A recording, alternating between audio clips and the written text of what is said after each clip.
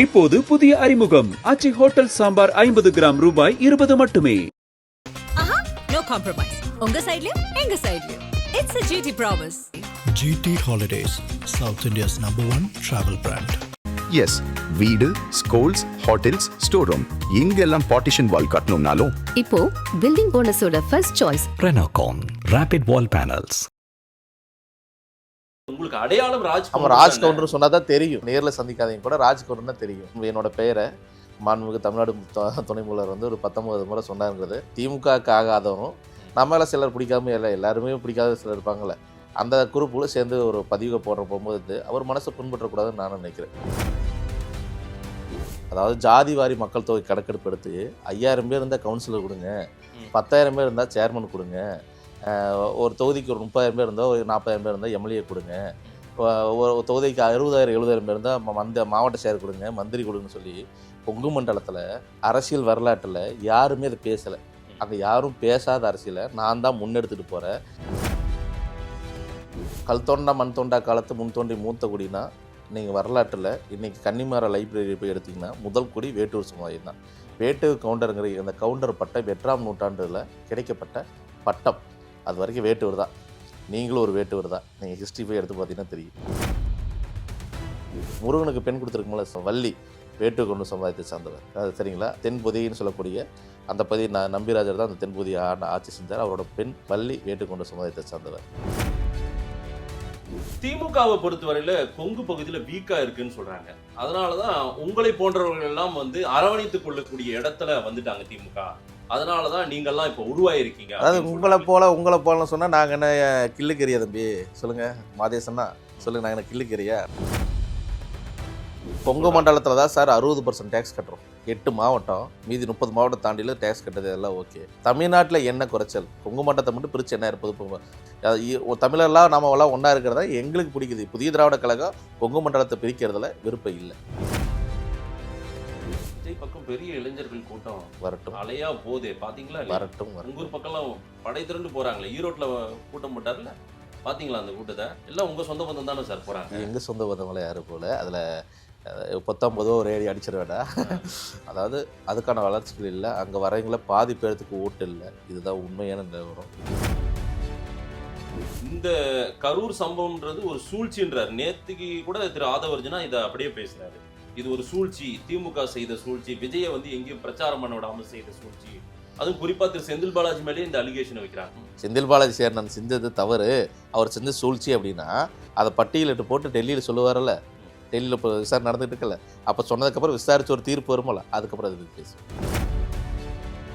ரொம்ப மோசமானவரா சார் செந்தில் பாலாஜி? இப்படியெல்லாம் அலிகேஷன் வைக்கிறாரு ஆதவர்ஜனா. யாருமே அதாவதுங்க தனிப்பட்ட தாக்குதல் யாரு மேலேயும் வைக்கக்கூடாது. உங்களுக்கு அரசியல் கால் போச்சுன்னா அரசியல் ரீதியாக பேசுங்க. நடந்ததா இருந்தா ப்ரூவ் பண்ணுங்க. ஆதன் தமிழர்களுக்கு வணக்கம். பல்வேறு துறைகளில் ஆக சிறந்த ஆளுமைகளை சந்தித்து நாம் நேர்காணல் எடுத்து வருகிறோம். அந்த வகையில் நம்மோடு இணைந்திருக்கிறார் புதிய திராவிடர் கழகத்தின் நிறுவன தலைவர் திரு KS ராஜ்கவுண்டர் அவர்கள். அவரிடம் கேட்பதற்கு நிறைய இருக்கின்ற வாரங்களோடமே கேட்போம். வணக்கம் ராஜ்கவுண்டர் அண்ணே. யார் இந்த KS ராஜ்கவுண்டர்? இவர் ஏன் இப்ப வந்து நான் ராஜ்குமார்னே இருக்கட்டுங்க, என் பழைய பேரே இருக்கட்டுங்க அப்படின்னு சொல்ல வேண்டிய தேவை ஏன் எழுந்திருக்கு? அதாவதுங்க, வருகின்ற சட்டமன்ற தேர்தலில் நான் வந்து மக்களை சந்திக்கணும். அதாவது சொல்லப்போனால் என்னோட பேர் ஜாதி சான்று, அதாவது ஆதார் கார்டு, பேன் கார்டு, அப்படின்னு சொல்லப்போனால் பாஸ்போர்ட் வரைக்கும் ராஜ்குமார் தான் இருக்குது. 2016 சட்டமன்ற தேர்தல் நான் சந்தித்தேன். அப்போவுமே KS ராஜ்கவுண்டர் என்கின்ற ராஜ்குமார் தான் நான் வந்து தேர்தலை சந்தித்தோம். வருகின்ற 2026 சட்டமன்ற தேர்தலில் தேர்தலை சந்திக்க இருக்கிறோம். ராஜ்கவுண்டர்னு அதனால் அந்த நாம்ஸில் வந்து பேர் கேட்குறதுல வந்து நம்ம ராஜ்குமார்னு போய் புதுசாக சொன்னோம்னா மக்களுக்கு தெரியாதுங்காட்டி ஒரு மாதம் முன்னாடியே கொஞ்சம் எக்ஸ்போஸ் பண்ணிடலாங்கிறக்காக தான் இப்போ அறிவிச்சிருக்கோம். இல்லைண்ணா, கவர்மெண்ட் கசடெல்லாம் ஏற்கனவே ராஜ்குமார் தான் இருக்கு. பட் உங்களுக்கு அடையாளம் ராஜ்கவுண்டர் சொன்னா தான் தெரியும்.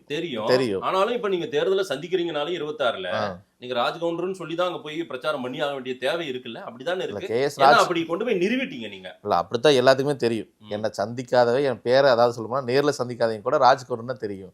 அந்த போட்டோல தெரியும், பேர் தெரியுங்கிறதுக்காக ராஜ்குமார்ங்கிற பேர்ல தான் இருக்கும். நான் இந்த பேர்ல சந்திக்க போறேன். அந்த விஷயத்த மக்கள் சொல்ல வேண்டிய நேரம், அது காலம். என்ன தேவை அது மாதிரி வந்து மாத்தி ஆக வேண்டிய தேவை இருக்கா என்ன திமுக மாத்- நெருக்கம் அதனால யாராவது அழுத்தம் கொடுத்தாங்களா இல்ல ராஜ் கவுண்டர்னு சமூக பெயர் சாதி பெயர் இப்படி எல்லாம் இருக்குது இவரு வேற புதிய திராவிடர் கழகம் திராவிடன்னு பேசுறாரு ஆனா சாதியை தூக்கிட்டு சுத்துறாரு அப்படின்னு யாராவது சொல்லிட்டாங்களா என்ன இல்லை சொல்லலை, நாம் கண்ணார பார்க்குறோம்ல. இன்னைக்கு கமெண்ட்ஸில் கூட அதை சொல்கிறாங்க. மாண்புமிகு தமிழ்நாடு துணை முதல்வர் வந்து கலந்துக்கிட்டு மாநாடு இது நிறைய என்னொன்றுமே எதிர்பார்த்தாங்க. எப்படின்னா மாநாடு நடக்காதுன்னு எதிர்பார்த்தாங்க, மழை வரும்னு நினைத்தாங்க, சின்னவர் வரக்கூடாதுன்னு நினச்சாங்க. அப்படி வந்தப்போ கூட மிக பிரம்மாண்டமாக மாநாடு, கூட்டத்துலேயும் அளவுலையும் இயற்கையும் வழிவிட்டு மிக பிரம்மாண்டமாக ஒரு மாநாட்டை நாம் நடத்தி முடிக்கிறோம். நடத்தி முடிச்சதுக்கப்புறம் வந்து அது என்னோட பெயரை மாண்புமிகு தமிழ்நாடு துணை முதல்வர் வந்து ஒரு 19 முறை சொன்னாருங்கிறது எதிர்க்கட்சியில், அதாவது திமுகவுக்கு ஆகாதவரும் நம்மளால சிலர் பிடிக்காம எல்லாருமே பிடிக்காத சிலர் இருப்பாங்கள்ல, அந்த குரூப்புல சேர்ந்து ஒரு பதிவை போகும்போது அவர் மனசை புண்பற்றக்கூடாதுன்னு நான் நினைக்கிறேன். நம்ம இவ்வளோ தூரம் வந்து வந்திருக்காங்கன்னு சொல்லி நினைக்கிறோம். நம்ம அதை பார்க்கும்போது அதை கண்ணு காண போக முடியாது. சமூக நீதியை நிலைநாட்டுறதுக்காக தான் நான் வந்து கொங்கு நாடு வேட்டு கவுண்டர் இளைஞர் நலச்சங்கம்னு ஒரு அமைப்பு வச்சுருந்தேன். 2018 தான் கட்சி ஆரம்பித்து புதிய திராவிட கழகம் ஆரம்பிக்கிறோம். அந்த புதிய திராவிட கழகத்தில் அதை எதுக்கு ஆரம்பிக்கிறோம்னா, அனைத்து சமுதாய மக்களுக்கும் அரசியல் அங்கீகாரம் வேணும், கல்வி, பொருளாதாரம், வேலைவாய்ப்பில் பாதிக்கப்படக்கூடிய அனைத்து சமுதாய மக்களையும் அரசியல் ரீதியாக ஒன்றிணைக்கணும் அப்படின்னு சொல்லித்தான் புதிய திராவிட கழகம்னு ஒரு இயக்கத்தை உருவாக்குற, கட்சியை உருவாக்குற. அப்படிங்கும்போது அதில் வந்து நீங்கள் சொல்கிற மாதிரி கவுண்டருங்கிறனால இருக்குது அப்படின்னு கூட, இது கவுண்டர் கட்சியாக இருந்துருமோன்னு கூட நிறையா, அதாவது தெரியாதீங்க மக்கள் இருக்காங்கல்ல. ராஜ் கவுண்டர் வந்து அங்கே வந்து பெரும்பான்மையான வேட்டு கவுண்டர், இந்த பக்கம் பார்த்தீங்கன்னா கொங்கு வேளாளர் கவுண்டர் இருக்கார். ராஜ் கவுண்டர் வந்து வேட்டு கொண்டு சமுதாயத்தை சார்ந்தவரா, வெள்ளாள கொண்டு சமுதாயத்தை சார்ந்தவரா, நிறைய பேர் தெரியாமலும் இருக்காங்க. அதையெல்லாம் தெரிஞ்சுக்கிட்டு தான் அட்ரஸ் பண்ணுவீங்க. நம்மளோட தொடர்ச்சியான செயல்பாடுகள், தொடர்ச்சியாக எல்லா சமூகத்திலையும் நம்ம ரொம்ப இணக்கமாக போகிறதெல்லாம் தெரிஞ்சுக்கிட்டு தான் நம்ம கட்சியிலும் செய்கிறாங்க. எங்கள் சமுதாயத்தில், எங்கள் கட்சியில், புதிய திராவிட கழகத்தில் கொங்கு மண்டலத்தில் இருக்கிற அனைத்து சமுதாய மக்களும் கட்சியில் பொறுப்பில் இருக்காங்களா? எல்லாரும் இருக்காங்க. உங்களை ஒரு சாதி கட்சியாக தானே பார்க்குறாங்க. அப்படியெல்லாம் பார்க்க இந்த மாநாடு, அதற்கு முன்னாடி நீங்கள் நடத்தக்கூடிய பல கூட்டங்கள் ஒவ்வொன்றுமே ஒரு சாதி கட்சி தலைவர் 2010 இருந்து 2017 வரைக்கும் எனக்கு அந்த பேர் இருந்துச்சு. 17 இருந்து 26 வரைக்கும் இந்த 9 காலத்தில் அந்த பேர் இல்லை. அந்த பேர் இருந்திருந்தா நான் நடத்துகிற மாநாட்டுக்கு 30க்கும் மேற்பட்ட சமுதாய தலைவர்கள், குறிப்பாக சொல்லணும்னா சமுதாய தலைவர்கள் எல்லாருமே வந்துடுவாங்க. 30 பேருத்தில் 18 சமுதாய தலைவர், மீதி எல்லாமே ஒரு 18 பேரும் எல்லா சமுதாயத்தையும் கலந்துருங்க. அனைத்து கட்சி தலைவர்கள் வந்து கலந்துக்கிட்டாங்க. நான் ஒரு சாதி ரீதியாகவோ ஒரு வேற அந்த இல்லை ஆதிக்க குணம் கொண்டவனாக நான் இருந்திருந்தேன்னா இத்தனை சமுதாய தலைவர் வந்து எனக்கு சப்போர்ட் பண்ணியிருக்க மாட்டாங்க. சமுதாயங்களா, எங்கள் கொங்கு மண்டலத்தில் அனைத்து சமுதாய மக்களுக்கும் நான் போராடுறேன். அம்பேத்கரிலிருந்து நம்ம பெரியார் கொள்கையிலிருந்து எல்லாத்தையும் ஏற்று அதை படித்து அதை பின்னாடி நம்ம பின்பற்றுறோம். அதாவது அனைத்து சமுதாய மக்களுக்கு ஆனால் அரசியல் அங்கீகாரம் கிடைக்கும்னு நம்ம நினைக்கிறோம். ஃபஸ்ட்டு வந்து வேட்டுக்கொண்ட சமுதாய மக்கள் தான் அரசியல் அங்கீகாரம் இல்லைன்னு நினைக்கிறோம். வேட்டுக்கொண்ட சமுதாய மக்கள் மாதிரி கொங்கு மண்டலத்தில் அனைத்து சமுதாய மக்களும் அரசியல் அங்கீகாரம் இல்லை. இந்த மாநாட்டில் தீர்மானம் நிறைவேற்றியிருக்கிறோம். என்ன நிறைவேற்றிருக்கிறோம்? அதாவது ஜாதி வாரி மக்கள் தொகை கணக்கெடுப்பு எடுத்து 5000 பேர் இருந்தால் கவுன்சிலர் கொடுங்க, 10,000 பேர் இருந்தால் சேர்மன் கொடுங்க, ஒரு தொகுதிக்கு ஒரு 30,000 பேர் இருந்தால், ஒரு 40,000 பேர் இருந்தால் எம்எல்ஏ கொடுங்க, ஒரு தொகுதிக்கு 60,000 70,000 பேர் இருந்தால் மாவட்ட செயலர் கொடுங்க, மந்திரி கொடுங்கன்னு சொல்லி கொங்கு மண்டலத்தில் அரசியல் வரலாற்றில் யாருமே அதை பேசலை. அங்கே யாரும் பேசாத அரசியலை நான் தான் முன்னெடுத்துட்டு போகிறேன். இதனால் எனக்கு 1000 பொருளாதார பிரச்சனைகள் வந்திருக்கலாம், அரசியல் ரீதியான தாக்கல் வந்திருக்கலாம். இந்த இடத்துக்கு ராஜ் கவுண்டர் நான் வந்து இன்றைக்கி நான் வந்து உங்கள்கிட்ட பேசிக்கிட்டு இருக்கிறேன்னா அதுக்கான காரணங்கள் அத்தனையும் பேஸ் பண்ணி அதுக்கான தாண்டி தான் இந்த இடத்துல வந்திருக்கிறோம். அனைத்து சமுதாய மக்களோட ஒத்துழைப்பு இல்லைன்னா நான் வந்திருக்க முடியாது. இன்னும் சொல்லப்போனால் இந்த இளைஞர்கள் பட்டாலும் சொல்லணும்ல, இன்றைக்கி நீங்கள் அப்படியே என்ன கேட்கும்போது விஜய் சொல்கிறீங்களே, எத்தனையோ தலைவர்கள் புதுசாக எத்தனையோ வந்திருந்தா கூட என் கட்சியிலிருந்து வேறு எந்த கட்சியிலையும் போய் இது வரைக்கும் இணைஞ்சதே கிடையாது. எந்த தொண்டர்களும் போய் இணைஞ்சது கிடையாது. இந்த கட்சியிலேயே இருக்காங்க. எந்த பின்புல் நான் இது வரைக்கும் சட்டமன்ற உறுப்பினர் ஆகலை, சேர்மன் ஆகலை, கவுன்சிலர் ஆகலை, மாவட்ட கவுன்சிலர் ஆகலை, எந்த பதவியிலுமே இல்லைன்னா கூட என் பின்னாடி 20 ஆண்டு காலமாக தொடர்ச்சியாக வராங்க. என்னோட வயசுக்கு 6 மாநாட்டை நான் நடத்தி முடிச்சிருக்கிறேன். புரியுது இல்லைங்களா? 6 மாநாடுகளை கடந்து வந்திருக்கிறோம். ஒரு தொடர்ந்து நம்ம அங்கீகரிக்கிறாங்கன்னா எந்த நடிப்பில் அங்கீகரிப்பா? நம்ம செய்யக்கூடிய செயல், அந்த செயலின் அடிப்படையில் தான் நமக்கு அங்கீகரிக்கிறாங்க. கொங்கு பகுதியில் வேட்டுவ கவுண்டர் அப்படின்ற ஒரு பிரிவை சார்ந்தவர்கள் நீங்க. இன்னைக்கு வேட்டுவ கவுண்டர்களுக்கு பிரதிநிதியே இல்லைன்றத அடையாளப்படுத்த வேண்டிய தேவை இருக்கா என்ன? கட்டாயம் இருக்கு. அதாவது கல் தோண்டா மண் தோண்டா காலத்து முன் தோண்டி மூத்த குடினா நீங்கள் வரலாற்றில் இன்றைக்கி கன்னிமாரா லைப்ரரி போய் எடுத்திங்கன்னா முதல் குடி வேட்டூர் சமுதாயம் தான். வேட்டுவ கவுண்டருங்கிற அந்த கவுண்டர் பட்டம் 8ஆம் நூற்றாண்டில் கிடைக்கப்பட்ட பட்டம். அது வரைக்கும் வேட்டூர் தான். நீங்களும் ஒரு வேட்டுவர் தான். நீங்கள் ஹிஸ்ட்ரி போய் எடுத்து பார்த்தீங்கன்னா தெரியும். அதாவது அங்கே இருந்து தான் அங்கே வேட்டுவர் இருந்தால் முதல் குடி. அதாவது சொல்லப்போனால் நம்ம இன்னைக்கு புராண கதை பேச வேண்டிய சூழல் இருக்குது. நான் பேசுகிறேன். சிவனுக்கு கண் கொடுத்த வம்சம் கண்ணப்பனையனர். ஓகேங்களா? அவர் வேட்டுவர் சமுதாயத்தை சார்ந்தவர். நேற்று தான் கண்ணப்பனையர் குரு பூஜை நடந்து இந்தியா முழுக்க நடந்திருக்கும். சரிங்களா? அவர் வேட்டுவர் கண்ண சமுதாயத்தை சார்ந்தவர். அதே சிவன் கரூரில் அப்பிபாளையத்தில் சவுந்தரநாயகிங்கிற ஒரு பெண்ணை கல்யாணம் பண்ணியிருக்கார். எப்படி? பெண். இன்னைக்கு பெண் வீட்டார் முறை நடந்துகிட்டு இருக்கு கரூரில். இன்னைக்கு அப்டேட் அது வரைக்கும் நடந்துருக்கு. வேட்டுக்கொண்ட சமுதாயத்தை, அவரும் வேட்டூர் சமுதாயத்தை சார்ந்தவர். முருகனுக்கு பெண் கொடுத்துருக்கும்போல வள்ளி வேட்டுக்கொண்ட சமுதாயத்தை சார்ந்தவர். சரிங்களா?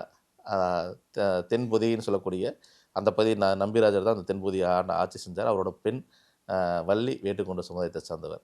சிவனுக்கு கண் கொடுத்துருக்குற, பெண் கொடுத்துருக்குற அப்படின்னு வரலாற்று ரீதியாக இருந்தால் சொல்கிறபடி கொங்கு மண்டலத்தில் நீங்கள் எடுத்துக்கிட்டிங்கன்னா கொடிவேரி அணைன்னு கேள்விப்பட்டிருப்பீங்க. அந்த கொடிவேரி அணையை கட்டவர் செம்ப வேட்டுவர்.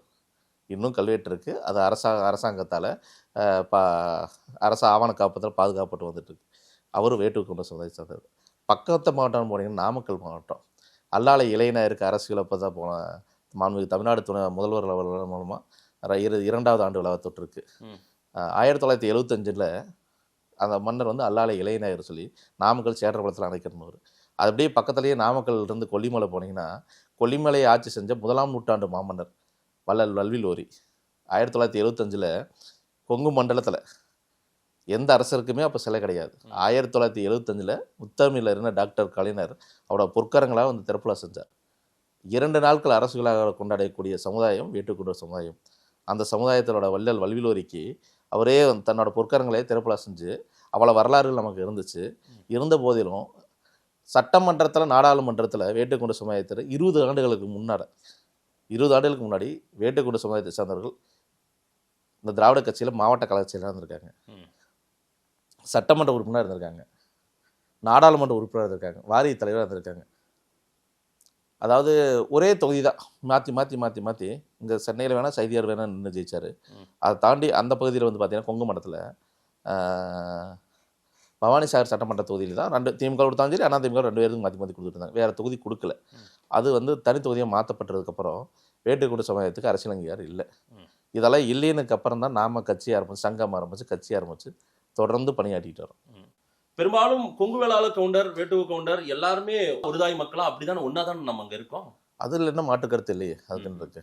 ஆனாலும் நம்ம மற்ற சமூகங்களுக்கு ஒரு பிரதிநிதித்துவம் கிடைச்சிருக்கு, நமக்கு கிடைக்கலன்னு நம்ம தனியா அடையாளப்படுத்த வேண்டிய தேவை. அதாவது நீங்க நானும் அண்ணன் தம்பி. ஆமா, ஓகேவா? என்னதான் இருந்தாலும் நீங்க பிரியாணி சாப்பிட்றீங்க, அண்ணன் சாப்பிட்டாருன்னு சொல்லி நான் வந்து பார்த்துக்கிட்டே இருந்தால் மட்டும் போகுமா? நானும் சாப்பிட்டா தான் நான் உயிர் வாழ முடியும்.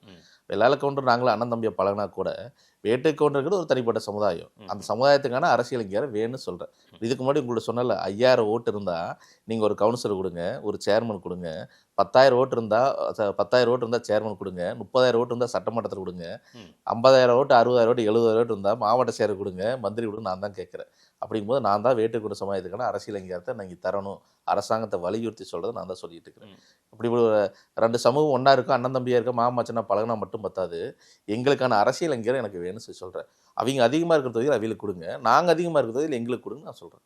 உங்கள் சமூக மக்கள் பரவி கிடப்பது கொங்கு பகுதியில் மட்டுமா அல்லது எல்லா இடங்கள்லையுமா? அதாவது நான் அந்த போன ப்ரெஸ் மீட்டில் கூட கொடுத்துருப்பேன், மாநாட்டிலையும் தீர்மானம் நிறைவேற்றிருப்பேன். வேட்டுக்கொண்ட சமுதாயமானது வேடர், மலைவாழ் வேடர், புன்னம் வேட்டுக்கொண்டு, பூடு வேட்டுக்கொண்டு, வேட்டைக்காரன் நாய்க்கர், இந்த பக்கம் எடுத்துனா திருவண்ணாமலை, இந்த பக்கம் கிருஷ்ணகிரி எடுத்துனா வால்மீகி வேட்டுன்னு சொல்லியிருக்கிறோம்.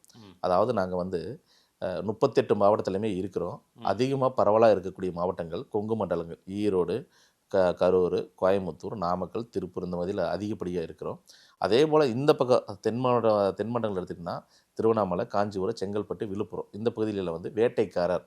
திருவண்ணாமலை எடுத்துனா வேட்டைக்கார கவுண்டர், விழுப்புரம், காஞ்சிபுரம், செங்கல்பட்டு இந்த பக்கத்தில் வேட்டைக்காரன் இருக்கிறோம். சில இடங்களில் வேட்டைக்காரன் நாய்க்கன் இருக்காங்க, ஆனால் எம்பிசியில் தான் இருக்கிறோம். அதே இந்த பக்கத்தில் எடுத்திங்கன்னா பிசியில் இருக்கிறோம். எங்கன்னா நம்ம கிருஷ்ணகிரியில் இருந்தால் வால்மீகி வேட்டூர் இருக்காங்க வட மாவட்டத்தில். ஆமாம், வால்மீகி வேட்டூர் இருக்காங்க, அவங்க பிசியில் இருக்காங்க. இதே கொங்கு மண்டலத்தில் வந்து பார்த்திங்கன்னா கொங்கு மண்டலத்தோட ஹெட் குவார்ட்டர்ஸ் அப்படின்னு சொல்லக்கூடியது புரைவலை ஜமீன். அப்போ கொங்கு மண்டலத்தில் இருக்கக்கூடிய ஒரே ஒரு ஜமீன், மிகப்பெரிய ஜமீன்னா அது புரைவலை ஜமீன். அங்கே வந்து பூலுக்கு ஒன்றுன்னு இருக்கும், அங்கே பிசியில் இருக்கிறோம். ஓகேங்களா, புரியுது இல்லைங்களா? இதெல்லாம் ஒருங்கிணைச்சு ஒரே பேரில் அறிவிக்கணுங்கிறது தான் எங்களோட காலங்காலமான தொடர்ச்சியான அறிவிப்பை நம்ம கேட்டுக்கிட்டே இருக்கிறோம். இத்தனை பேர் நாங்கள் இருக்கிறோம். ஆனால் வந்து இதை ஒருங்கிணைக்கிறதுக்கு எந்த தலைவர் வரல. இத்தனை சமுதாயமாக நம்ம இருக்கிறவங்க சொன்னது ராஜ்குமார் ஆகிய நான் தான். இது வரைக்கும் அதையெல்லாம் யாரும் ஆர்கனைஸ் பண்ணல, ஒரு தலைவர் இல்லை. நம்ம தேடுறோம் என்ன பண்ணலாம்னு தேடும்போது, நான் மொடக்குறிச்சியில் வசிக்கும் போது, நான் ஆரம்பத்தில் இருக்கும்போது நம்ம ஒரு 20,000 பேர் இருப்போம்னா நாங்கள் நினைக்கிறோம். இந்த தொகுதியில் நம்ம 20,000 பேர் இருக்கணும்னு நினைக்கிறோம். 40 பஞ்சாயத்து, அதாவது ஊராட்சி பேரூராட்சியெல்லாம் சரி 40 பஞ்சாயத்து. தேடி பார்த்தா ஒரு 10 பஞ்சாயத்து தலைவர் நம்ம இருந்துருக்கிறோம். தேடும் போது தான் தெரியுது. ஆனால் ஒரு ஓட்டுக்கு 2,000 கூட இவ்வளோ இருக்குன்னு பார்த்தா, நான் போய் பார்க்கும்போது தான் தெரியுது, நான் இருக்கிற பஞ்சாயத்தில் 2,000 பேர்னா 1000 பேர் நாங்கள் இருக்கோம். அப்படியே தேடி பார்க்கும்போது நாங்கள் 45,000 பேர் மொடக்குறிச்சியில் இருக்கிறோம். பக்கத்தில் கோபியில் எடுத்தாலும் 40,000 பேர் இருக்கிறோம். அரவக்குறிச்சி எடுத்தால் 25,000 பேர் இருக்கிறோம். பரமத்தியில் எடுத்தால் 35,000 பேர் இருக்கிறோம். இப்போ அதே மாதிரி தங்கமணி தொகுதி எடுத்திங்கன்னா, குமாரபாளையம் சட்டமன்ற தொகுதி எடுத்திங்கன்னா 40,000 பேர் இருக்குது. 100 ஊர் 200 ஊர் இருக்குது. இதையெல்லாம் இப்படியெல்லாம் தேடி போது நம்ம இவ்வளோ பெரிய சமூகமாக இருக்கிறதெல்லாம் நம்ம தெரிஞ்சுக்கிறோம். நான் என்னோட வயசுக்கு நான் வந்து 15 லட்சம் கிலோமீட்டர் பாஸ் பண்ணி போயிருக்கிறேன். அத்தனை மக்களை சந்திக்கும் போது நம்ம இவ்வளோ பெரிய மக்கள் தொகை இருந்துமே நமக்கு அரசியல் அங்கீகாரம் இல்லை. சசிகலா இருக்கிறப்ப தேவ சமுதாயத்துக்கு எவ்வளோ மரியாதை கொடுத்தாங்க, என்னென்ன பண்ணாங்க. அந்த காலகட்டம் தான் கொங்கு வேலை சமுதாயம் நல்லா வேகமாக வளர்ந்து வருது. புரியுது இல்லைங்களா? தீரன் சிறுமலைக்கு மணிமண்டபம் அதெல்லாமே சம்திங் பண்ணி வெளியில் வளர்ற மாதிரி ஒவ்வொரு சமூகத்தையும் ஒருத்தர் பண்ணி சொல்கிற கால் வேணுமல்ல. எங்கள் சமுதாயத்தில் பெரிய லீடர் சொல்லணும்னா சைதிய துரைசாமி சொல்லலாம். அவர் வந்து அண்ணாத்தமிக்கால உங்களுக்கு தெரியும், பேர் சொன்னாலே தெரியும், ஒரு ட்ரஸ்ட்டில் இருக்கிறோம். அவரெல்லாம் வந்து சமூகம் சார்ந்து போகல. எங்களுக்கு முன்னாடி இருந்த நாடாளுமன்ற உறுப்பினர்கள் நிறைய இருந்திருக்காங்க, எங்கள் திமுக இருந்திருக்காங்க, சட்டமன்ற உறுப்பினர் இருந்திருக்காங்க. அவங்க எல்லாமே தன்னையே வளர்த்திக்கிட்டு பெரிய அளவில் ஃபோக்கஸ் பண்ணி போயிருந்ததை தானே அந்த அரசியல் அடையாளப்படுத்த முடியும். இப்போ நான் வந்து தான் சொல்லி நாங்கள் வந்து மாநாடு போட்டு ஒவ்வொரு ஃபங்க்ஷனையும் பண்ணும்போது தான் ஒரு சமூகம் இங்கே பாதிக்கப்படுது, மக்கள் தொகை இந்த அளவுக்கு இருக்காங்க ரிப்போர்ட்டில் இப்போ தான் வருது. சமூக அடையாளத்தோடு தான் பயணிக்கிறீங்க. திராவிடம், சாதி ஒழிப்பு, பெண் விடுதலை, பல விஷயங்களை பேசி பெரியாருடைய கொள்கையோடு பயணப்படுற இடத்துல உங்களுக்கு என்ன வேலைன்னு நிறைய பேர் கேட்குறாங்க, தெரியுமா? உங்களுக்கு என்ன, அதாவது நம்ம ஒரு விஷயத்தை தெரிஞ்சுங்க, பெரியார் ஒரு விஷயத்தை எடுக்கிறார். ஈரோட்டம்மனு கறந்ததா அவர் வந்து, நீங்கள் நல்லது வந்து ராமசாமி சொன்னாலும் சரி, குப்புசாமி சொன்னாலும் சரி, நல்லதாக இருந்தால் நல்லதை எடுத்துக்கணும். அந்த மனப்பான்மை எங்களுக்கு இருக்குது. அதை எடுத்துக்கிட்டு நாங்கள் போகிறோம். என்னையா நீங்கள் ஏன் வரான்னு சொல்லி யாரும் கேள்வி கேட்க முடியாது. அதாவது அதாவது சென்னையிலேருந்து பார்க்கும்போது ஈரோடு சிறுசாக தெரியல, ஈரோடுக்குள்ளேருந்து பார்க்கும்போது சென்னை சிறுசாக தெரியல. உள்ளே வந்து பார்த்தா தான் அங்கே நடவடிக்கை என்னை தவறாக சித்திகரிக்கக்கூடிய வந்து பார்த்தீங்கன்னா, வெளியிருந்து பார்க்குறீங்க வேறு மாதிரி தெரியும், வேறு சிந்தனையில் பார்க்குறீங்க வேறு மாதிரி தெரியும். ஆனால் ஈரோட்டில் வந்து ராஜ்குமார்னு கேட்டிங்கன்னா, ராஜ்குமார்னு சொன்னாலும் எங்களோட செயல்பாடு தான் நம்மளை எடுத்துகிட்டு போகுது. இன்றைக்கி வந்து ஒவ்வொரு விஷயமே நம்ம அந்த இடத்துக்கு நாங்கள் எப்படி வரோம்னா, இந்த இடத்துக்கு நாங்கள் எப்படி வரோம்னா எங்களோட செயல்பாடுகள், அந்த செயல்பாடு மூலமாக தான் நாங்கள் ஒவ்வொரு செய்தி பயில் சொல்கிறோம். எல்லா விமர்சனங்களும் வரல, அதை ஸ்கிப் பண்ணிட்டு போயிடுவோம். எங்களோட இலக்கு வெற்றி. அந்த வெற்றி வந்து நம்ம வந்து எனக்கு மட்டும் கிடைக்கும்னு நினைக்கல, அனைத்து சமுதாய மக்களும் கிடைக்கும்னு நினைக்கிறேன். இங்கே அனைத்து சமுதாய மக்களும் அரசியலில் ரொம்ப பின்தங்கி இருக்காங்க. அவங்களுக்கான உரிமைகளை பேசக்கூடிய தலைவராக நான் இருக்கேன். இந்த கொங்கு பகுதிகளில் வந்து அதிமுக, இப்போ பிஜேபி, இவங்களுக்கெல்லாம் வாக்கு சதவீதம் உயர்ந்திருக்கிறது, பலம் கூடி இருக்கிறது. திமுகவில் அந்த பலம் இல்லை. அதுக்கு தான் கொங்கு மண்டல பகுதியினுடைய பொறுப்பாளராக திரு செந்தில் பாலாஜி அறிவிக்கப்பட்ட பிறகாக அவரால் உருவாக்கப்பட்டவங்க நீங்க அப்படின்னு சொல்றாங்க. அதாவது மாண்புமிகு மேற்கு மண்டல பொறுப்பாளர் அன்பனன் செந்தில் பாலாஜி அவர்களை பற்றி, அதாவது திமுக வந்து ஒரு மண்டல பொறுப்பு கொடுக்குதுன்னா சும்மா கொடுக்க மாட்டாங்க. வீக்கா இருக்கு, அவர் அதனால நியமிச்சிருக்காங்க. அதனால உங்களை போன்றவர்கள் எல்லாம் ஒருங்கிணைத்து அதிமுக பிஜேபியை கொஞ்சம் இது பண்ணலாம், மோதி பார்க்கலாம் அப்படின்னு நினைக்கிறாரு செந்தில் பாலாஜி. வீக்கா இருந்தது உண்மை. அது எப்போ இருந்ததுன்னா, மாண்புமிகு இரும்பு பெண்மணி ஜெயலலிதா இருந்தப்போ இருந்தது உண்மை, பொன்மன செம்மல் எம்ஜிஆர் இருந்ததப்போ உண்மை. ஆனால் இப்போ அந்த 2 ஆளுமைகள் இல்லாதப்போ 10 தோழி பழனிசாமி வந்ததுக்கப்புறம், அதிமுக வந்து தலைமை ஏற்றதுக்கு அப்புறம் அது மாதிரி ஒரு எல்லளவு இல்லை. செந்தில் பாலாஜி அவர்கள் வந்து என்னை போன்றவர்கள் நான் கூடி ஒரு 10 பேர்த்தை வந்து அறிமுகப்படுத்தி இவங்களுக்கெல்லாம் இந்த பிரச்சனைன்னு சொல்லக்கூடாது கேட்கக்கூடிய ஒரு தலைவராக செந்தில் பாலாஜி இருக்கார். அவர் வந்து நம்ம ஒரு விஷயத்தில் ஸ்கிப் பண்ணி அவரை தப்பாக சொல்லிட்டு போயிட முடியாது.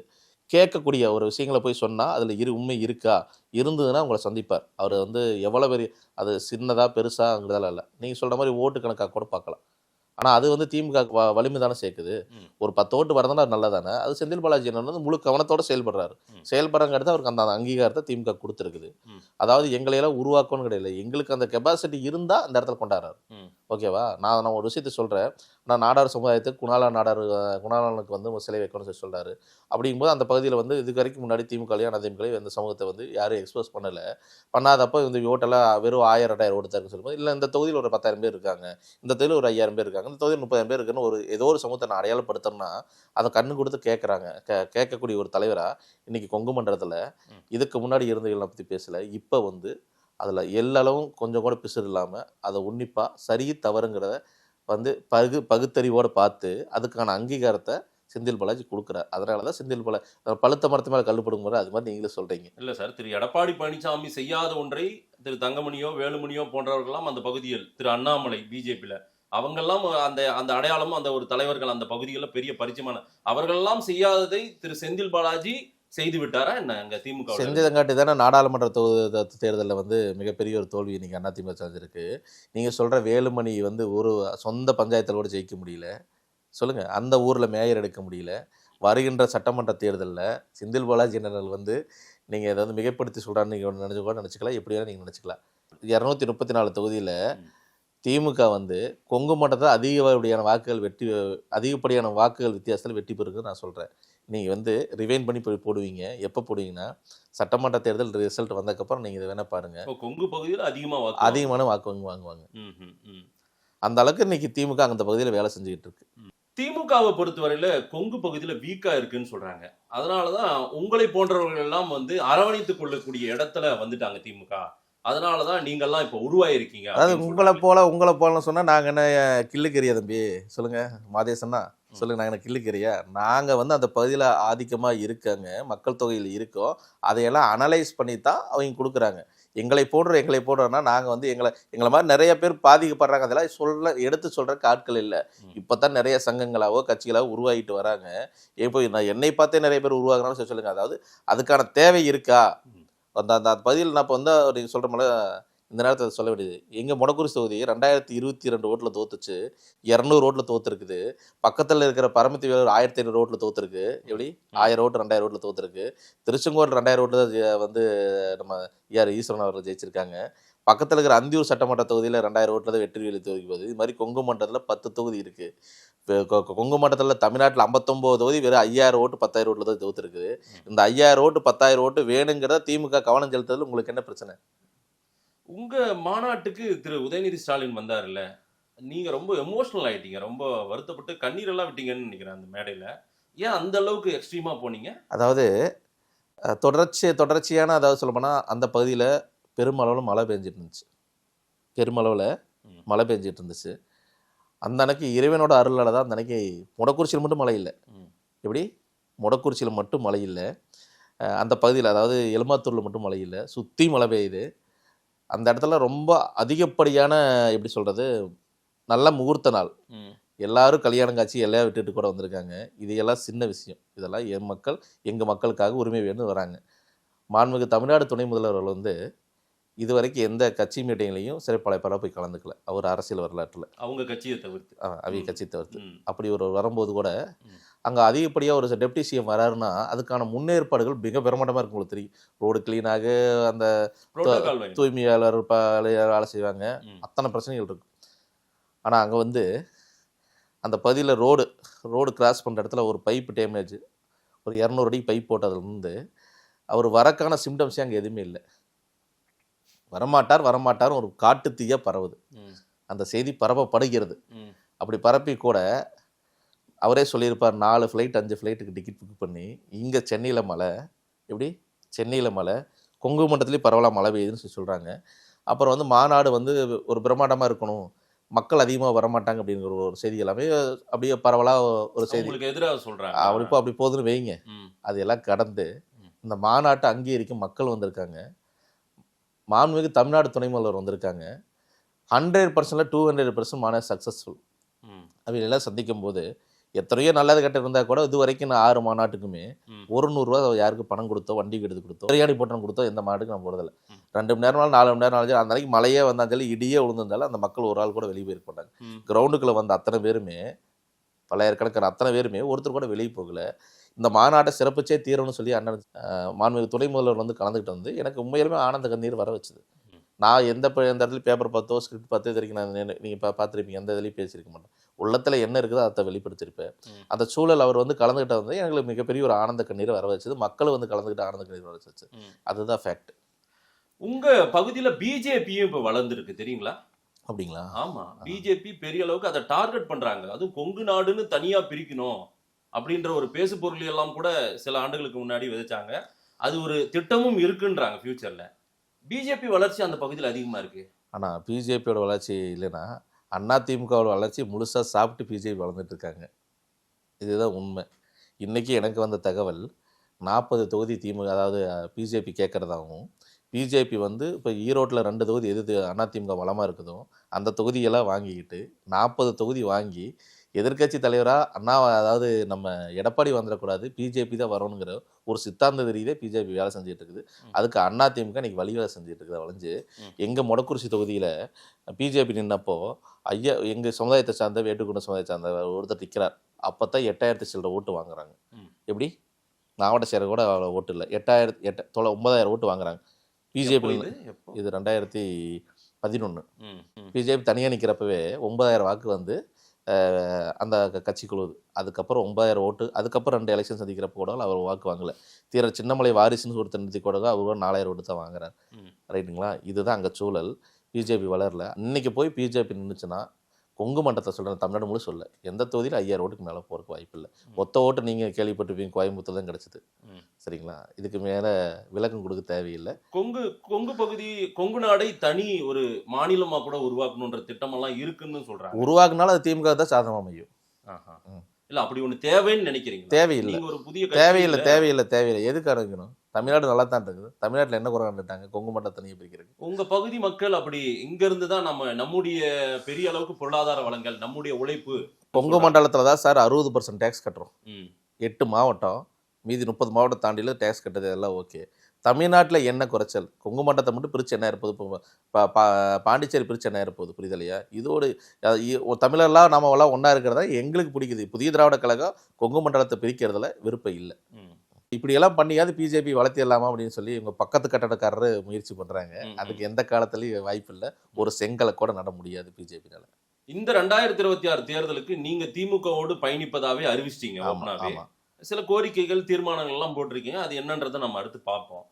திமுக ஏன் மீண்டும் ஆட்சிக்கு வரணும்? இந்த 5 வருஷத்துல திமுக மேல நிறைய அலிகேஷன் சொல்லிட்டே இருக்கலாம், குற்றச்சாட்டுகள் எக்கச்சக்கமா சொல்லிட்டே இருக்கலாம் தினந்தோறும். அதாவது தப்புக்கள் நடக்குதுன்னா அப்போ வந்து ரோட்டில் ஒருத்தர் செயின் எடுத்துட்டு போகிறான்னா அது திமுக ஆட்சி பொறுப்பேற்க முடியாது. இப்போ நம்ம வந்து ஒரு பேர் சொல்லுங்க, 10 கோடி பேர் இருக்கோம்னா இப்போ 2 லட்சம் பேர் தான் போலீஸ் இருப்பான். எல்லாத்துக்கும் பாதுகாப்பு கொடுக்க முடியாது. நடைபெற்ற சாதனைகள் என்ன, மக்கள் பயனடைஞ்சது என்னன்னு தான் நம்ம பார்க்கணும். உங்கள் குடும்பத்தில் 4 பேர் இருக்கீங்கன்னா குறைஞ்சபட்சம் 3 பேர் உங்கள் கண்ணுக்கு தெரியாமல் பயனடைஞ்சிட்டு வராங்க.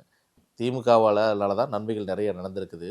அதாவது சமூக நீதியை பாதுகாக்கக்கூடிய தலைவராக சொல்லால் இல்லாமல் செயல்பாட்டாக தெரியக்கூடிய தலைவராக வந்து நம்ம ஸ்டாலின் ஐயா திகழ்கிறார். அதை நம்ம கண்ணார பார்க்குறோம். திமுக தலைமை வந்து மிக மிக மிக மிக மிக மிக சிறப்பாக செயல்படுறதுனால தான் நாங்களாம் ஆதரிக்கிறோம். 5 வருஷ காலத்தில் நம்ம ஆதரிச்சுக்கோ. வாரியத்தில் ஒரு உறுப்பினர் மட்டும்தான் கொடுத்தாங்களே தவிர அதையுமே எங்களுக்கு ஒரு அங்கீகாரமாக தான் நினைக்கிறோம். ஆனால் நாம் ஏன் வந்து இன்னும் திமுக ஆட்சி வரணும்னு நினைக்கிறோம்னா அனைத்து சமுதாய மக்களும் அனைத்தும் கிடைக்கணும்னு சொல்கிறேன். நீங்கள் சொல்கிற மாதிரி கொங்கு மண்டலத்தில் இன்றைக்கி பொல்லானுங்கிற ஒரு சிலை வச்சுருக்காங்க. அது ஒரு சாதனை தான். ஓகேங்களா? அந்திய சமுதாயத்தை சார்ந்தவர் இருந்தாலும் கூட அங்கே ஒரு இன்றைக்கி ஒரு வெள்ளை மாளிகை மாதிரி ஒரு பொல்லானுக்கு ஒரு மணிமண்டபம் வச்சது திமுக தான் செஞ்சுருக்கு, அதிமுக செய்யல. அது மாதிரி 1000 விஷயங்கள் சொல்லலாம். சரிங்களா? அது மாதிரி சமூக நீதியான பார்வைகள் மட்டும் இல்லாமல் அந்த மக்களுக்கு எல்லாம் போய் கேட்கணும் சொல்லி அதை சொன்ன தமிழ்நாட்டிலேயே கொஞ்சம் வயசு அதிகமாகி முதலமைச்சரானது நம்ம ஸ்டாலின் ஐயா தான். இருந்தாலும் கூட இன்னும் வேகமாக வந்து மக்களுக்கான சிந்தனைகளோட அனுதினமும் ஓடிக்கிட்டு இருக்கக்கூடிய தலைவராக நம்ம ஸ்டாலின் ஐயாவை பார்க்குறோம். அவரோட எண்ணங்கள் வந்து இந்த மக்களுக்கு ஏதோ ஒன்று செய்யணும்னு நினைக்கிறாங்க. அந்த ஆட்சி நல்ல ஆட்சியாக இருக்கிறது தான் நாம் அட்ரஸ்ட் பண்ணுறோம். இந்த ஆட்சி தான் வரணும். இந்த மதவாத ஜாதிவாதி அரசியல் எல்லாம் உள்ளே வரக்கூடாதுன்னா அனைத்து மக்களும் வாக்களிக்க வேண்டிய சின்னம் உதயசூரியன் தான். திமுக தான் 234 தொகுதியிலும் ஜெயிக்கணுங்கிறது எங்களோட எண்ணம். என்ன ஓட்டே கேட்டீங்க? கேட்டுருவோம். விஜய் எல்லாம் வந்திருக்காரு புதுசா. வரட்டும், ஆல்வேஸ் வெல்கம், ஆல்வேஸ் வெல்கம். எனக்கு வந்து விஜய் வந்து ரொம்ப ரொம்ப பிடிக்கும். அவர் நான் ஸ்கூல் படித்ததுலேருந்து இன்ன வரைக்கும் நான் விஜய் ரசிகர் தான். அவர் ரசிகராகவே பார்க்குறேன். தயவு செஞ்ச அரசியலுக்கு நீங்கள் வந்து சரியாக இல்லை. இன்னும் களப்பணிகள் பயங்கரமாக ஆட்டணும். நீங்கள் எதிர்க்கட்சி தலைவர் முதலமைச்சர்னு சொல்கிறீங்க, அதுக்கான தகுதியை நீங்கள் வளர்த்துக்கணும்னு அன்போடு சொல்லிக்கிறேன். விஜய் பக்கம் பெரிய இளைஞர்கள் கூட்டம் வரட்டும் அலையா போதே பாத்தீங்களா இல்லையா? வரட்டும் உங்க வரட்டும். ஊர் பக்கம்லாம் படை திரண்டு போறாங்களே, ஈரோட்ல கூட்டம் போட்டார்ல, பாத்தீங்களா அந்த கூட்டத்தை? எல்லாம் உங்க சொந்த பந்தம் தானே சார் போறாங்க. எங்க சொந்த பந்தமெல்லாம் யாரும் போல அதுல 19 ஒரு ஏடி அடிச்சிட வேண்டாம். அதாவது நீங்கள் அதாவது நன்னு உண்டு அதை பற்றி பேசினா டீப்பாக பேசலாம். அதாவது அதுக்கான வளர்ச்சிகள் இல்லை, அங்கே வரவங்கள பாதி பேர்த்துக்கு ஓட்டு இல்லை, இதுதான் உண்மையான நிலவரம். எப்படி பாதி பேர்த்துக்கு ஓட்டு இல்லை, இன்னும் சொல்லப்போனால் அங்கே வரவங்க எல்லாருமே அட்ரஸ்ட், அதாவது சொன்ன ஒரு கட்சியில் முக்கியமான பொறுப்பாளர் மட்டும் இல்லை, விஜயோட அந்த ரசிகர் கூட்டம் மொத்தமே வந்துடுது, அவ்வளோதான் ஓட்டு. அதை தாண்டி ஓட்டு இருக்கான்னு சொல்லி சொன்னால் அவர் தான் இந்த 26 அவரை பரிசோதனை பண்ணிக்கணும். உங்க பகுதிக்கு மிக அருகில் தான் நீங்க திரு செந்தில் பாலாஜி அவர்களுடைய பயணிக்கிறீங்க. கரூர்ல தான் பாருங்க அவ்வளவு பெரிய இன்சிடென்ட்டே நடந்தது. இந்திய அரசியல் வரலாற்றுல எந்த கட்சிக்குமே நடக்காத ஒரு சம்பவம், துயர சம்பவம் நடந்துச்சு. அவ்வளவு கூட்டம் கூடுதல விஜய்க்கு, அப்புறம் எப்படி அவருக்கு பலமே இல்லைன்றீங்க? கூட்டம் எப்படி கூடிச்சுன்னு உங்களுக்கு தெரியும், எத்தனாயிரம் பேர் கலந்துட்டான்னு உங்களுக்கு தெரியும், எந்தெந்த மாவட்டத்தில் வந்து இருந்தாலும் தெரியும். எங்கள் ஊர் பக்கத்தில் இருக்கிற ஊர், எச்சிப்பாளையத்துக்கு பக்கத்தில் இருக்கிற ஊரில் தான் ஒருத்தர் இறந்தாங்க, 2 பேர் இறந்தாங்க. பக்கத்தில் திண்டுக்கல் இருந்து இறந்தாங்க. அந்த அன்னைக்கு விஜய் வரல, நாங்கள் போயிருந்தோம். காலையிலிருந்து அது அந்த நிகழ்ச்சி நடந்த உடனே டிவியில் பார்த்த உடனே நாங்கள் அங்கே போனோம். அங்கேருந்து காலை அதாவது சிஎம் வந்து முடிஞ்சிட்டு போகிற 10 மணி வரைக்கும் நாங்கள் அங்கேருந்து தான் வந்தோம். சரிங்களா? அங்கே வந்து நீங்கள் கலந்துக்கிட்ட இறந்தவர்கள் பட்டியல் போட்டிங்கன்னா எல்லாருமே கரூருக்கு சார்ந்ததில்லை. கரூரை தாண்டி 11 பேர் செத்துருக்காங்க. உங்களுக்கு தெரியுமா? லிஸ்ட்டு உங்களுக்கு தெரியும், எந்தெந்த மாவட்டத்தில் எந்தெந்த மாவட்டம் தெரியும். எல்லா மாவட்டத்தையும் வந்து பிளான் பண்ணி ஒரு இடத்துக்கு வர வச்சு ஒரு நாம் நடத்துகிற மாநாடு பார்த்தீங்கன்னா எத்தனை ஏக்கரா நடந்ததும் தெரியும். ஒரே ஒரு வீதியில் நடத்தினாங்க. சரிங்களா? அதில் நடக்கும்போது உங்களுக்கு கூட்டல் நெரிசலாக தான் தெரியும். இந்த கரூர் சம்பவம்ன்றது ஒரு சூழ்ச்சின்றார். நேத்துக்கு கூட திரு ஆதவர்ஜனா இதை அப்படியே பேசுறாரு. இது ஒரு சூழ்ச்சி, திமுக செய்த சூழ்ச்சி, விஜயை வந்து எங்கேயும் பிரச்சாரம் பண்ண விடாமல் செய்த சூழ்ச்சி. அதுவும் குறிப்பா திரு செந்தில் பாலாஜி மேலேயே இந்த அலிகேஷன் வைக்கிறாங்க. இதே கேள்விக்கு இன்னொரு முறை அவர் டெல்லியில் போய் பதில் சொல்லணும். அப்போ தடுமாறுவார். அவர் சூழ்ச்சி என்னென்ன செஞ்சாருங்கிற ஒரு பட்டியலிட்டு போட்டு சொல்லிட்டு நீங்களுமே பட்டியலிட்டு போட்டு வெளியிட்டா அப்போ நம்ம இதுக்கு பதில் சொல்லுவோம். செந்தில் பாலாஜி சேர்ந்து செஞ்சது தவறு, அவர் செஞ்ச சூழ்ச்சி அப்படின்னா அதை பட்டியலிட்டு போட்டு டெல்லியில் சொல்லுவார்ல. டெல்லியில் இப்போ விசாரணை நடந்துட்டு இருக்கல, அப்போ சொன்னதுக்கப்புறம் விசாரிச்சு ஒரு தீர்ப்பு வருமோல, அதுக்கப்புறம் அதை பற்றி பேசுவோம். ரொம்ப மோசமானவரா சார் செந்தில் பாலாஜி? இப்படியெல்லாம் அலிகேஷன் வைக்கிறாரு ஆதவர்ஜனா. யாருமே அதாவதுங்க தனிப்பட்ட தாக்குதல் யாரு மேலேயும் வைக்கக்கூடாது. உங்களுக்கு அரசியல் கால் போச்சுன்னா அரசியல் ரீதியாக பேசுங்க, நடந்ததா இருந்தால் ப்ரூவ் பண்ணுங்க. செந்தில் பாலாஜின்னா அரசியலுக்காக எந்த எல்லைக்கும் போயிட்டு வெற்றிக்காக இது மாதிரி வேலையை பண்ணுவாருன்ற அலிகேஷன்லாம் வைக்கிறாங்கல்ல சமீபத்திய நாட்கள், அதையெல்லாம் எப்படி? 24 மணி நேரம் தூங்குறதுல 20 மணி நேரம் போய் கூட அவர் உழைப்பார வந்து தவறான ஒரு வேலையை செஞ்சு தவறான ஒரு விஷயம் செஞ்சு அவர் வெற்றி அடையணுங்கிறதில்ல. அவரோட இலக்கு வெற்றி. அது 30 தொகுதியா 234 தொகுதியா எனக்கு தெரியல. ஆனால் அவர் கொடுத்த வேலையை எந்த வேலைக்கு வேணால் போய் எதை வேணால் செஞ்சு அவரால் உடல் உழைப்பை கொடுத்து மன உழைப்பை கொடுத்து அதை வேணால் செய்வார். விளைஞ்சு தவறான விஷயத்தில் நான் அது வரைக்கும் அவர் பார்த்தல. எனக்கு தனிப்பட்ட முறையில் 15 வருஷம் ஏன்னா 15 ஆண்டு அரசியல் நான் வந்ததுலேருந்துமே அவரை ஃபாலோ பண்ணிகிட்டு இருக்கோம். வந்ததுலேருந்துமே எனக்கு பழக்கம், 15 வருஷ கால பழக்கம். நான் தவறாக எந்த இடத்துலையும் பார்க்கல. கொங்கு மண்டலத்தில் இன்றைக்கி எல்லா அதாவது இன்னும் சொல்லப்போனால் ஓப்பனாக சொல்லப்போனால் இன்னும் கட்சி நிறைய வந்து சேர்ந்துக்கிட்டு இருக்காங்க. இன்னும் சொல்லப்போனால் ஒரு தனி அடையாளமாக தெரியிருக்காருக்கு அவரோட உழைப்பு. அதுதான் நான் விளைஞ்சு வேறு எதுவும் இல்லை. நீங்கள் என்ன நிறைய சம்பாதிக்கிற காசில் கூட 90% மக்களுக்கு செலவுன்னு நினைக்கிறாரு, குடும்பத்துக்கு செலவுன்ற நினைக்கல, குடும்பத்துக்கு டைம் ஸ்பெண்ட் பண்ணுறதில்ல. எனக்கு தெரிஞ்சு அவர் வந்து ஒரே நாள் ஒரு பிறந்தநாள் அன்றைக்கி தான் எங்கேயும் போகிறதில்லைன்னு நினைக்கிறேன். மற்ற எல்லா நேரம் ஓடிக்கிட்டே இருக்கார். இதுதான் அவரோட வெற்றியோட ரகசியம். அதனால அது மாதிரி செஞ்சு தான் வளைஞ்சு அவர் ஜெயிக்கிறாரா வளைஞ்சு இப்படியெல்லாம் செஞ்சு ஜெயிக்கணுங்கிற அவசியம் அவருக்கு இல்லை. ஏன்னா அந்த இன்ஸ்டன்ட் நடந்த ஏரியா அவர் தொகுதி, சொந்த தொகுதி. சரிங்களா? சொந்த தொகுதியில் அப்படியெல்லாம் ஒரு திட்டமிட்ட செயல் செய்யணுமாங்கிறது தேவையில்லாத ஒன்று. நேரில் வந்து நேரம் கொடுத்து பேசியதுக்கு நன்றி. ரொம்ப நன்றிங்க. Thank you so much.